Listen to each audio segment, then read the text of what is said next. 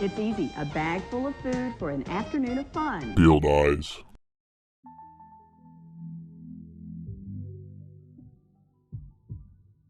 The history of the Walt Disney Company, and therefore the history of Disney Animation Studios, is a story defined by its two worlds. There's the wonderful, magical world of Disney, the same one that's on display in their films and the one that they try to replicate in their parks and their branding. And then there's the real world, the one where Disney is an almost stereotypically evil corporation consumed by executive politics and an extreme focus on annual growth. It wasn't always like this, though. In the formative and classic years under Walt's direction, the company was modest, less concerned with constant growth and expansion, and more focused on creativity and innovation. The real Disney magic, if you will. But following Walt's death in 1966, a power vacuum was created that has led to the much less genuine, faceless, and corporate Disney of the last half-century. And it's this dual nature of Disney in the decades following Walt's death that has created one of the most interesting recent histories in the world of filmmaking. It's a story with many different parts, these chunks of time that you can sort of arbitrarily separate from one another based on who was at the company and the films and projects those people created. The most well-known of these chunks is, of course, the Disney Renaissance.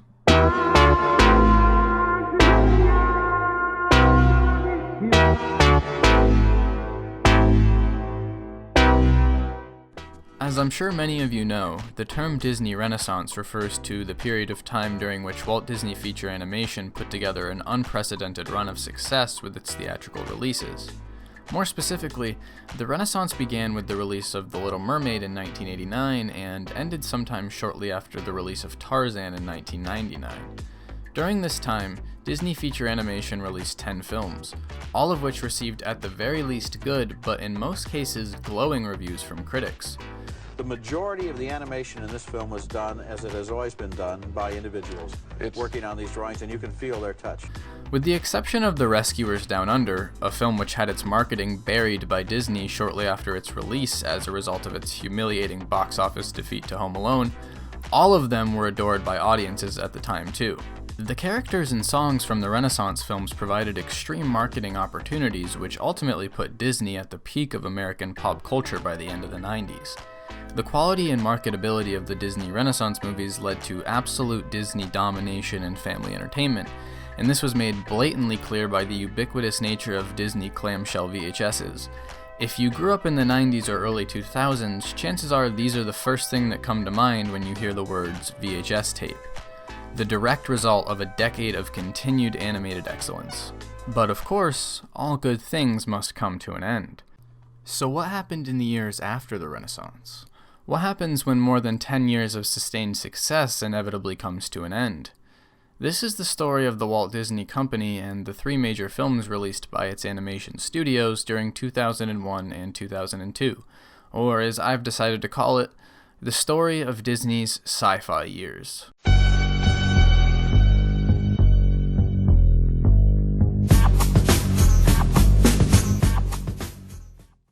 For some added backstory, I should note that Disney had been on a downward trajectory for some time even before 2001. During the 90s, Disney's massive success was based mainly on the strength of two of its assets. The first of these assets might not be one that comes to mind right away. Here on ESPN for the arena in Orlando, Florida. ESPN was, in many ways, the perfect cable channel for Disney. Despite having come into the Disney fold as a result of the notorious 1996 Disney purchase of the ABC network for $19 billion, ESPN was already profitable on its own by the time Disney acquired it. The TLDR of the Disney ABC purchase would be that Disney opened Pandora's box. They got a lot of bad assets that needed years of work to turn around and one really good asset, which was ESPN. And ESPN already being profitable on its own meant that Disney wouldn't have to cover any operation costs for the channel. This was a big deal as leadership insisted on keeping production costs as low as possible. In essence, as ESPN continued to grow in popularity during the late 90s, it became a pretty large source of latent revenue for Disney. ESPN would go on to become the #1 cable channel amongst men ages 18 to 34, a key demographic that their other cash cow struggled to attract. And that second pillar of profit should be pretty obvious. As mentioned already, Disney Animation was on that huge wave of success and profitability. Even with the animated releases of the late 90s being undeniably less successful than their early 90s counterparts, feature animation was still clearly the crown jewel of the Disney company. And this drop-off in profits was hardly a surprise either. The Lion King had made nearly $1 billion in 1994 money on its original run. No one expected numbers that astronomically high to be sustainable on a film-by-film basis. Despite this decline and 1997's Hercules being a particularly big disappointment at the box office, the films were still profitable. Year after year, the new animated film would synergize perfectly with Disney's other markets too. Home video, of course, was chief among these.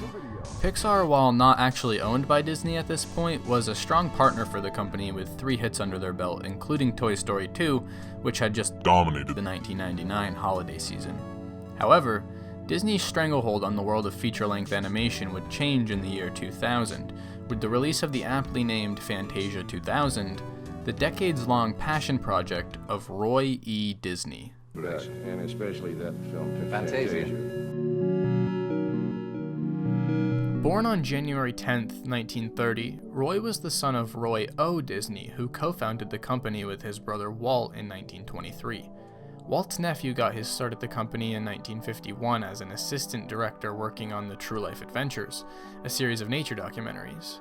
By 1967, Roy had been elected to Disney's board of directors, and following a leadership restructuring in the wake of the 1984 ouster of then CEO Ron Miller, Roy had also become chairman of the animation department. From this position, Roy worked as a sort of creative supervisor that guided the animation teams, specifically in the realm of maintaining Walt's original vision and philosophy for animation. In Roy's world, creativity and adherence to his uncle's vision always came before profits. This approach often put him directly at odds with other members of Disney's leadership, many of whom referred to Roy as the idiot nephew, a nickname which, obviously, Roy detested. At the same time, it earned him the respect of the animators to the point that by the early 2000s, he was arguably the most revered individual in the department. And with this influence, Roy was finally able to build his personal monument to his uncle in the form of a sequel to Walt's greatest achievement. When it was released in 1940, the original Fantasia was a pretty special movie. At the time of its debut, no one had seen anything like it, and it was certainly like nothing audiences had ever heard before, as it made use of Disney's proprietary Fantasound, making Fantasia the first film to be presented in stereo. For those unfamiliar, Fantasia is essentially a visual concert.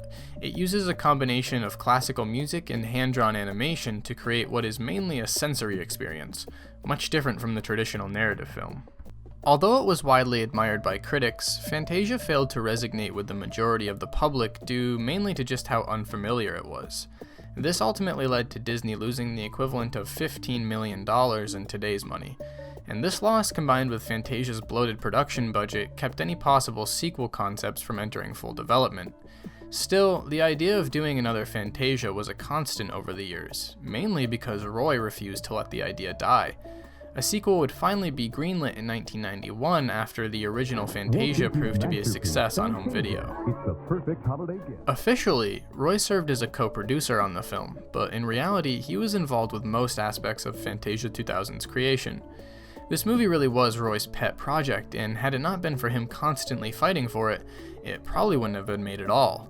Like I said before, Roy saw this movie as a chance to both preserve Walt's legacy and leave one of his own. In the end, Fantasia 2000 would meet a similar fate to that of its predecessor. Fantasia 2000 would make its official debut on December 16, 1999. This was followed by a wide release as an IMAX event film with showings running from New Year's Day to April 30th of 2000, and a release in traditional theaters followed in June. Although it didn't lose any money, the movie hardly made anything in profits after accounting for its nearly $90 million budget.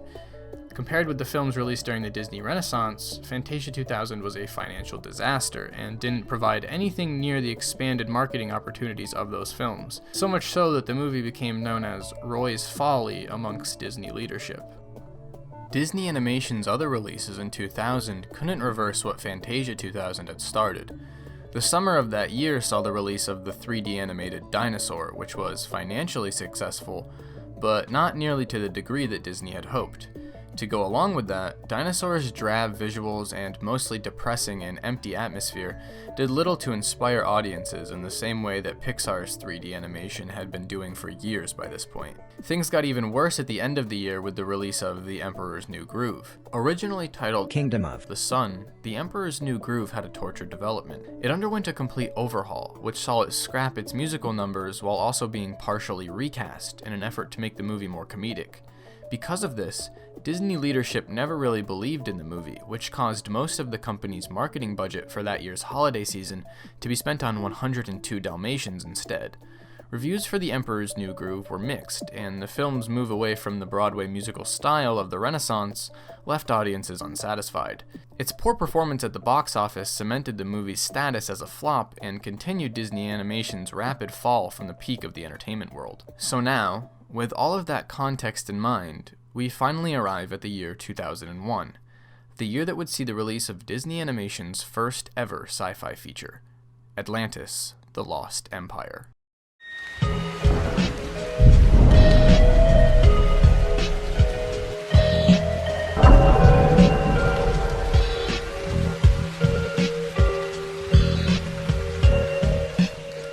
By the time it hit theaters on June 15th, 2001, Disney had a lot riding on the performance of Atlantis. With Disney Animation's theatrical box office faltering big time in 2000, ESPN and home video sales were arguably Disney's only surefire moneymakers at this time. Merchandise sales had slumped as they were largely dependent on the performance of animation. The ABC network's one big hit, Who Wants to Be a Millionaire, had already been squeezed dry, leaving the network last amongst the big four. And the Disney parks, while not failing as a whole, were being sandbagged by the disaster that was Euro Disneyland. Following the shortcomings of 2000, Disney was on unsure footing for the first time in more than a decade. The company needed animation to make a comeback with a big box office hit. Atlantis did have the potential to be that big hit, but it was certainly a gamble at the same time. The movie was developed as an intentional departure from the style and format of the Renaissance films. This shift came as a result of directors Kirk Wise and Gary Trousdale's desire to do something fresh after having previously directed Beauty and the Beast and The Hunchback of Notre Dame. These had been Fantasyland films, whereas Atlantis would be an Adventureland film, drawing inspiration from the Disney widescreen adventures of the 1950s and 60s. While the specific idea for a film based around Atlantis and the inspiration for some of the film's design choices were derived from Jules Verne's novel 20,000 Leagues Under the Sea. As I mentioned before, Atlantis was Disney's first animated feature in the sci-fi genre, but its deviation from the Disney norm didn't stop there. The movie was conceived as an action thrill ride, with an ensemble cast of explorers searching for the titular lost continent. It was to be devoid of any musical numbers and instead would be filled with exhilarating set pieces, so much so that the phrase, Atlantis, fewer songs, more explosions, became a motto during the production. The movie's development began in the fall of 1996, with the majority of the team that had made Hunchback returning to work on Atlantis. Written by Disney veteran Tab Murphy, Atlantis is set in the year 1914. It follows Milo, a would-be explorer who comes across a map to the sunken civilization of Atlantis in the form of the Shepherd's Journal. Using this journal as a guide, Milo leads a team of hardened military personnel and colorful goofballs on a journey deep into the sea, through a network of secret tunnels, and finally to Atlantis itself. The philosophy behind the design of Atlantis was to create a clear contrast between it and everything else in the world of the movie. The rest of the film's world is dark, dingy, and mechanical. Atlantis feels pure and serene, surrounded by endless blue waterfalls and draped in lush jungle foliage. The city's ancient architecture was inspired mainly by that of Southeast Asian cultures, an intentional break from the traditional depiction of Atlantis as being built in the style of Greek architecture. The Atlanteans themselves have their own language and alphabet, which was developed specifically for the movie. They have technology that feels simultaneously ancient and alien. That's crazy. Just one piece of a larger Atlantean culture based around a mystic energy derived from crystals. In my personal opinion, the look and feel of Atlantis itself is the most memorable aspect of this movie. Speaking of the film's look, in a movie known for its departures from the Disney Renaissance formula, the biggest change in direction, and perhaps the biggest risk that Atlantis: The Lost Empire took, was the choice to move away from Disney's house style of animation. Speaking generally, the Disney style is characterized by exaggerated round eyes, soft lines that typically aren't black, and smooth flowing motion. Atlantis was done in a completely different style, one strongly influenced by the work of one of the film's production designers, comic book artist Mike Mignola. Mignola's work makes heavy use of shadows and negative space, and also features lots of distinct line work. His bold, purposeful lines form distinct and angular shapes that stand out within their environment and can still be easily recognized from a distance. Mignola opts not to hide his lines, but instead he emphasizes them. This approach to lines was at the center of the design philosophy for Atlantis. The result was an aesthetic that still stands alone in the Disney canon. In its continued effort to be different in every possible way, Atlantis was not shot in Disney's normal aspect ratio for the time. Instead, it was shot in anamorphic format on 35mm film, which allows for widescreen projection. While Atlantis was not the first Disney animated feature to be shot in widescreen, it had been decades since it had been done, and the studio was not equipped for the process. Despite this, Wise and Trousdale insisted that the film be done in widescreen as a further homage to the CinemaScope adventure films that Atlantis was inspired by.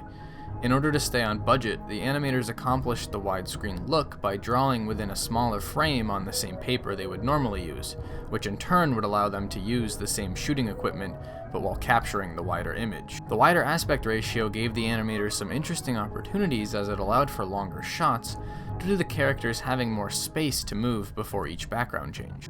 Like every Disney animated film since 1986's The Great Mouse Detective, Atlantis made use of computer animation to supplement the hand-drawn work.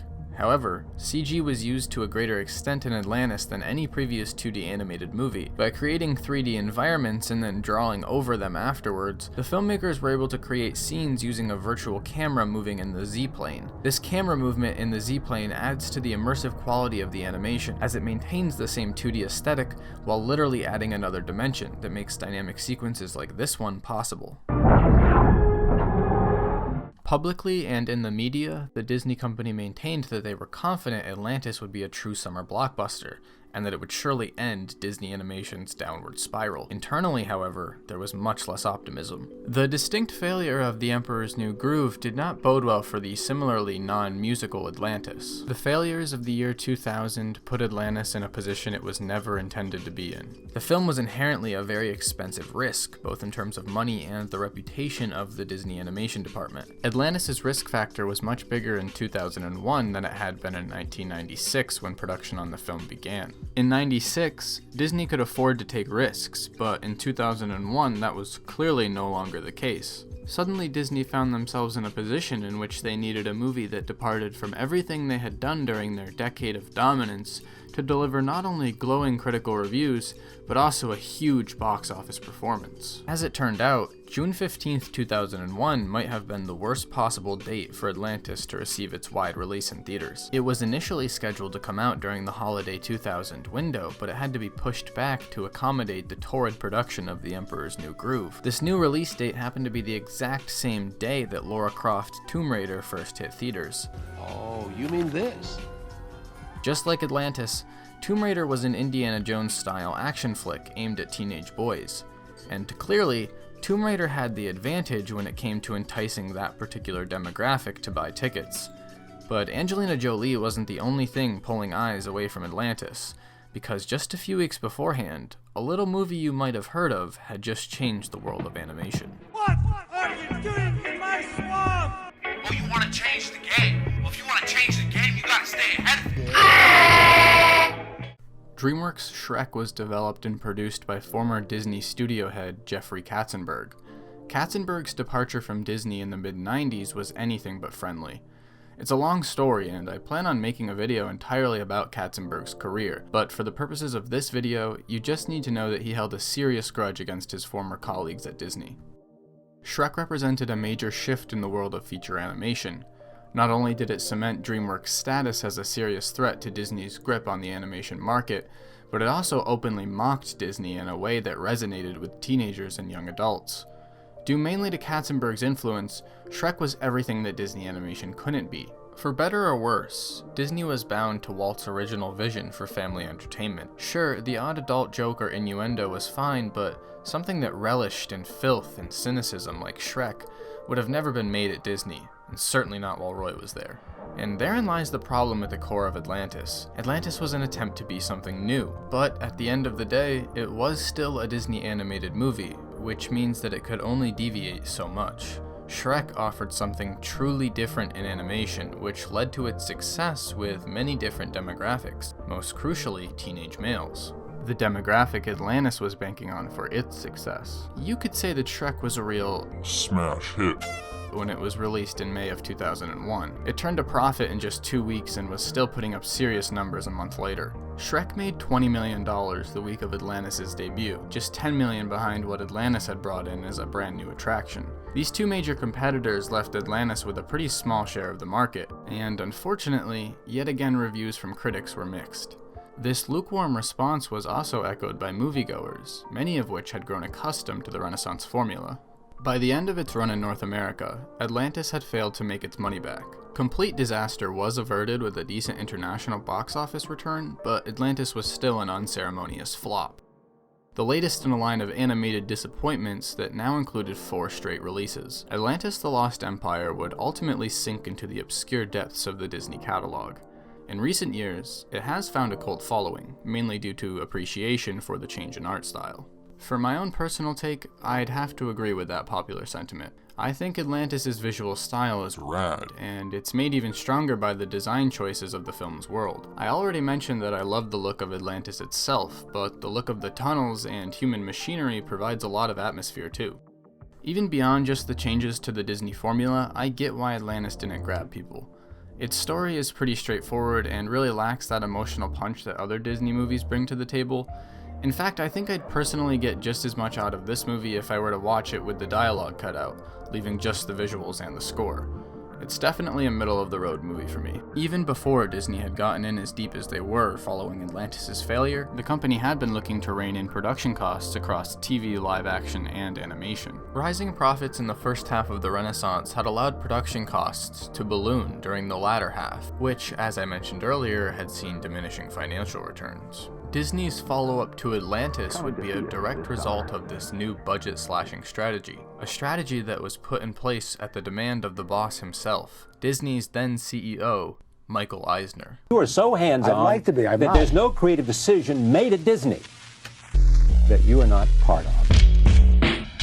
Eisner was brought in as Disney's CEO in 1984 after a 7-year stint as president of Paramount Pictures. Despite being an outsider, Eisner was tapped for the company's top position due to his decisive leadership and his renowned ability to evaluate scripts. It was under his leadership that Disney emerged out of its dark age in the 1980s. This turnaround and the subsequent Disney Renaissance put Eisner on top of the business world, making him the highest paid corporate executive in America by 1988. Eisner worked in a close partnership with Frank Wells, who had become Disney's COO and president in the same power shakeup that saw Eisner assume the position of CEO. Eisner preferred the more creative tasks like script evaluation and theme park development, while Wells handled the numbers and logistics amongst other tasks that Eisner considered boring. But tragically, Wells was killed in a helicopter crash in 1994. Rather than name a successor to Wells, Eisner kept the titles of COO and president for himself. This, along with the support of Disney's majority shareholder Sid Bass, gave Eisner near unchecked power starting in the mid-1990s. He still wielded this same level of power during the sci-fi years, despite finally naming a new president in the year 2000. In a way, Michael Eisner became a metaphor for the Disney company itself. He was initially known for his creativity, and the quality and success of his work was undeniable. Yet, at the end of the day, what mattered most to Eisner was money, and more importantly, the power that comes with that money. He had an extreme temper and would often purposefully pit executives against one another, which fostered an intentionally hostile work environment. He demanded absolute loyalty from his subordinates, and wouldn't hesitate to replace those who stepped out of line. This leadership style and the company's failures during the sci-fi years would culminate in a civil war amongst Disney's board members that would ultimately see Eisner leave the company in 2006. but that's a story for another time. What you need to know about Eisner right now is his production strategy. Eisner's philosophy on producing movies is called the singles and doubles strategy. Rather than going for a few box office home runs each year in the form of mega-budget event movies, Eisner preferred to score by hitting singles and doubles, aka a larger quantity of movies which were each produced on relatively smaller budgets. He believed that a strong script and a restrained budget was the formula for guaranteed profits in the movie business, with his track record from Paramount and much of his time at Disney showing this to be true. But starting in the mid-90s, Disney had strayed away from this strategy with its animation studio. Production costs had gone up and profits had gone down. Had Michael Eisner had his way, the production budgets would have never swelled to begin with, but his hand had been forced. Remember when I said Jeffrey Katzenberg held a grudge against Disney? Well, as it turns out, this grudge was partly responsible for the rising production costs of Disney animation. After forming DreamWorks in 1994 with his friends Steven Spielberg and David Geffen, Katzenberg looked to mount a direct assault on Disney's bottom line and therefore its top executive. It was Michael Eisner in particular that Katzenberg resented so much after his departure from Disney, and he was determined to show Eisner that pushing him out of the company had been a mistake.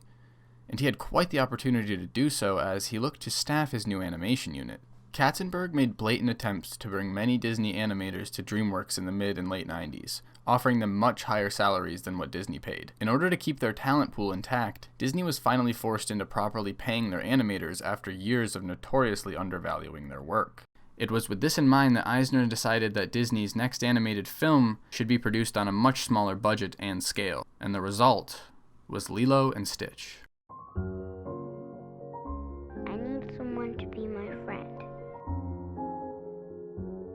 Lilo and Stitch was one of 3 Disney animated films that were made mainly at Disney MGM Studios in Orlando as opposed to the main animation unit in Burbank. Far removed from the hub of Disney activity in California, Lilo and Stitch had a pre-production that was isolated from top Disney executives who simply had more pressing issues to deal with.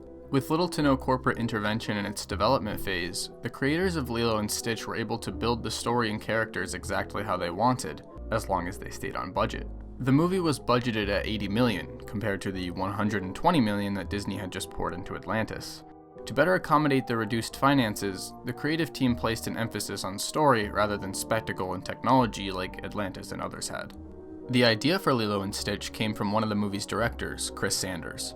Sanders developed a story based around a character he had first come up with back in 1984, an alien gangster named Stitch.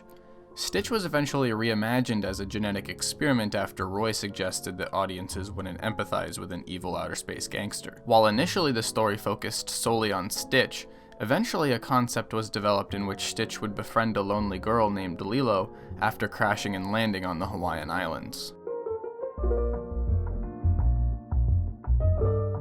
Specifically taking place on the island of Kauai, the setting of Lilo and Stitch provided the inspiration for the film's visual style. While the character design and use of lines is consistent with Disney's usual style, the film differs in its backgrounds and their use of watercoloring. Disney had used watercolor in its early days, but by the time Lilo and Stitch was in production, it was considered an outdated technique. Watercolor illustrations were cumbersome for the animation process as the colors would often stick to the other cells that were placed on top of the background paintings. Watercolor was eventually replaced by gouache paint in animation, but the filmmakers insisted that watercolor would serve the Hawaiian setting much better. The background team had to learn watercolor technique on the fly, but clearly this wasn't much of an issue for them.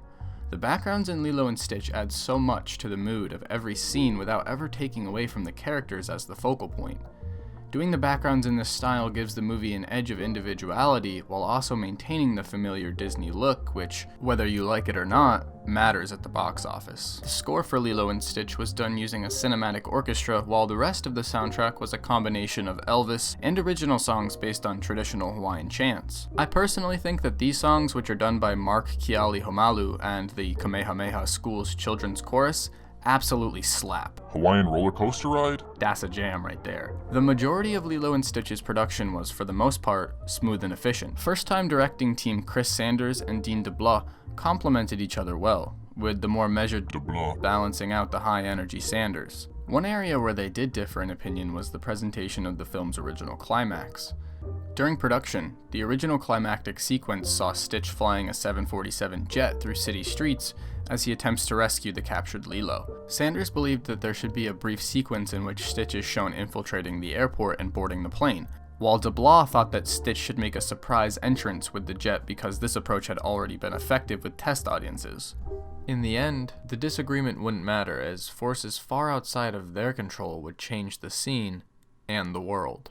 We want to tell you what we know as we know it, but we just got a report in that there's been some sort of explosion at the World Trade Center in New York City. The events of September 11th rendered the imagery unusable. The scene was redone to involve only spaceships and imagery of mountains as opposed to the original urban set piece. The tourism market fell apart after 9/11, and this, coupled with the rumors that Disney World had been a possible target during the attacks, had caused park attendance to drop in an unprecedented manner. When added to Disney's growing list of failures, the company was left in a position where ESPN was its only continually successful brand. Lilo and Stitch faced a tall order if things were to turn around for Disney. The marketing of the movie is interesting because no one knew how to sell it. First off, no one could say it. Lilo and Stitch. Because the film was so different and Disney had just been burned by unfamiliarity, Chris Sanders came up with the idea of creating short trailers in which Stitch invades other popular Disney scenes. This served as a way to introduce Stitch to audiences while also not so subtly pandering to Renaissance nostalgia, which had already set in. It's no coincidence that Stitch only invades films from the early Renaissance. Executives loved the idea, as pandering to nostalgia has always been Disney's identity to a certain extent. The shorts, known as interstitials, saw heavy airtime on the Disney Channel and set the film up for the success that Disney needed. Lilo and Stitch opened in theaters on June 21st, 2002. Although it brought in less than the Renaissance movies, Lilo and Stitch's lower budget allowed it to be a financial success. The bigger victory was the way its characters, Stitch in particular, resonated in the world of pop culture. The marketing opportunities were huge, and it wasn't long before an entire franchise was developed for Lilo and Stitch, by far the best legacy of any of the 3 sci-fi years releases. The film's success was cemented by the critical praise it received, with its strong characters, wide appeal, and fresh story garnering particular acclaim. This was the first time since Tarzan that a Disney animated movie had captured the hearts and minds of the majority of both critics and moviegoers. I personally am right there with them. Watching Lilo and Stitch again for this video reminded me of just how good this movie is. It had been a long time since I'd seen it. In fact, I think it was the first DVD I ever owned, so I only really remembered the broad strokes, but seeing it again as an adult has put it up there in big boy territory for me in terms of my favorite animated movies. Visually, I think the movie is absolutely gorgeous. I love the watercolor backgrounds and just the shading choices in general. I already mentioned that I think the music is excellent, and the movie's pacing is spot on, meaning you're not going to be checking how much runtime is left in Lilo and Stitch. There's absolutely no bloat to be found here. All of the fat has been trimmed off, which results in a movie that consistently holds your attention despite its rather small scale story. But I think it's really the characters that bring this movie to the next level. Lilo and Nani in particular feel like actual people with real problems and emotional depth, and their relationship, Nani being both a sister and the legal guardian of Lilo, is something that isn't explored in many family movies. Disney is famous for obvious attempts at pulling on your heartstrings, but here in this movie, the emotion feels earned as opposed to just being there because of the Disney formula. Lilo and Stitch is where it's at. At the time, Lilo and Stitch's success was a sign that perhaps Disney had already bottomed out and might now be recovering. This brief period of small optimism would be blown to smithereens just a few months later with the release of Treasure Planet.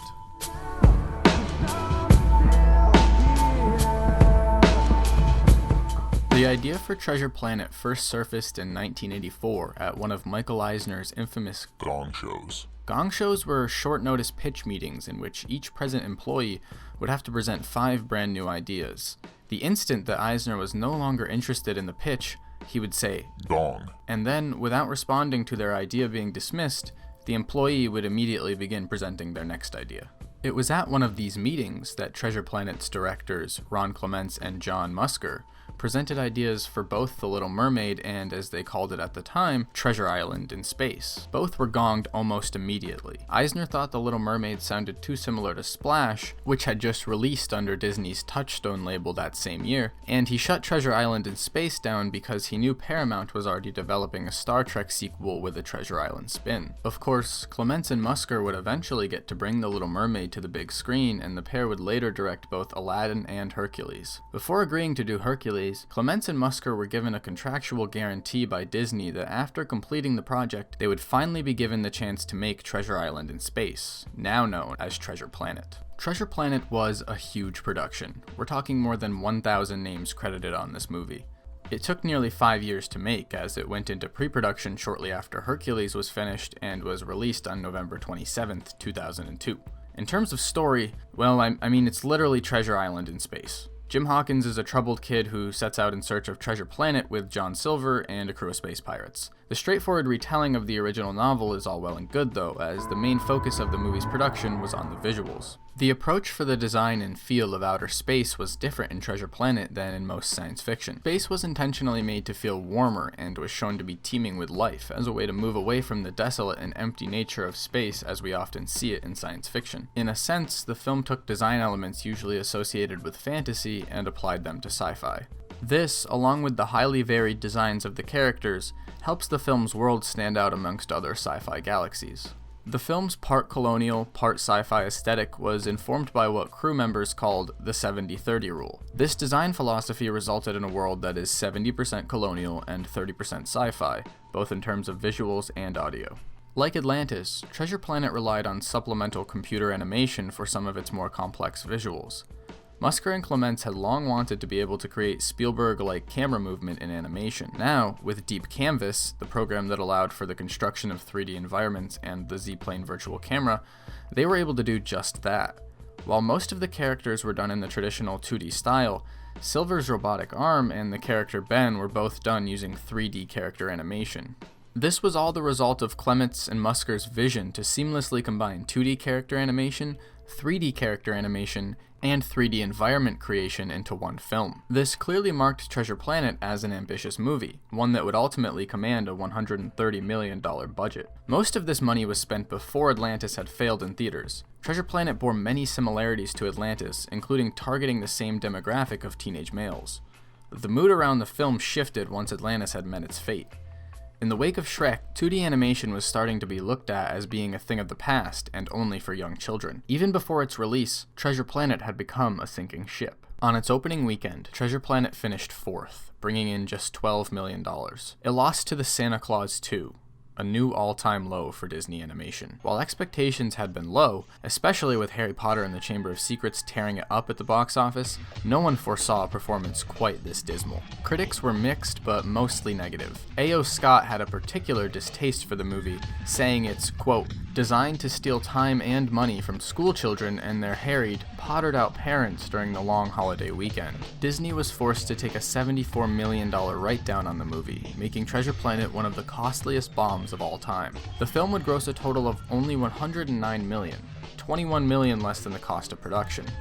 A planned sequel and TV show were immediately canceled. Like Atlantis, Treasure Planet has found a cult following over the years. Personally, I don't really know what to think about Treasure Planet. I loved it as a kid, but as an adult, I found it to be a bit of a grind to get through. Don't get me wrong, it certainly has its moments. I mean, I'm sure I'm not the first person to say this, but this movie has what is basically a Goo Goo Dolls anime music video halfway through it. Obviously, I have no complaints there. But honestly, there isn't really a whole lot else I can point to as being all that memorable for me. I think the film's look is great in the first half. The choice to go with the warmer palette for space really works. But once the story gets to Treasure Planet itself, I think the visuals really drop off. The characters don't really do it for me, and some of them are actually really annoying. Beyond that, I just found the movie to be kind of dull. It just washed over me without a whole lot sinking in.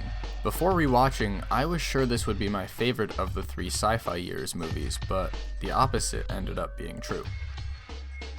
The future of 2D animation at Disney now hung in the balance. In 2004, less than 2 years after the release of Lilo and Stitch, the animation studio at Disney MGM Studios was dissolved, the latest casualty of Disney's downward spiral and the boardroom war that had broken out in the process. With only 2 2D animated movies in the pipeline, there was talk of abandoning the medium altogether and moving strictly to 3D animation. And who would blame them? Disney's 2D animation releases were failing over and over while DreamWorks and Pixar continued to produce smash successes in 3D animation. A gigantic rift between Michael Eisner and Pixar founder Steve Jobs had put the Disney-Pixar partnership in an icy state. Jobs would eventually go so far as to declare that Pixar would not continue the partnership, let alone consider being purchased as long as Eisner was in charge at Disney. In the coming years, Roy and fellow Disney board member Stanley Gold would launch their Save Disney campaign in an effort to turn shareholders against Eisner, starting what I see as the next chapter of Disney's history. The sci-fi years had left Disney in tatters, with an internal war raging in the boardroom and a tarnished reputation with the public. These years are a little cut of Disney and filmmaking history that I personally just find to be really interesting, and I hope in some way that now you do too. If you made it this far in the video, I'd just like to say thank you for watching. If this video is something that's up your alley, consider hitting subscribe and liking the video. That really does go a long way. I don't have any plans right now to make videos about other periods in Disney history, but I won't rule it out either. But again, thanks for watching. Field eyes.